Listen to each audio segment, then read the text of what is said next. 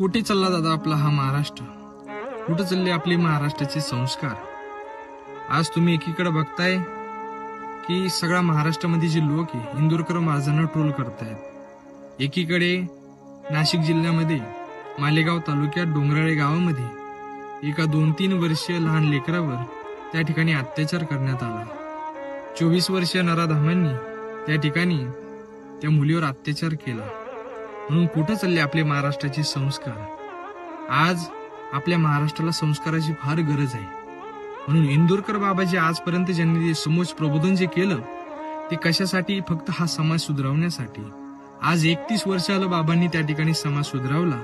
म्हणून आज तुम्ही बघा, इतिहास सुद्धा साक्ष आहे की ज्या ज्या संतांनी समाजाचं चांगलं केलं त्या समाजाने लोकांनी त्या संतांना त्रासच दिलाय। ज्ञानोबराय असेल, तुकोबराय असेल, या संत महात्म्यांनी लोकांचं चांगलंच केलं, पण या संतांना खूप त्रास झाला, समाजाने खूप त्रास दिला। म्हणून इंदुरकर बाबांना सुद्धा आज लोक खूप त्रास देत आहेत। म्हणून आज त्या लहान लेकरावर अत्याचार झाला, त्या 24 वर्षीय नराधमांनी जो अत्याचार केला, मला सरकारला एकच विनंती की त्यांना पहिली फाशीची शिक्षा दिली पाहिजे, त्याशिवाय त्या ठिकाणी त्या लहान लेकराला मुक्ती भेटू शकत नाही।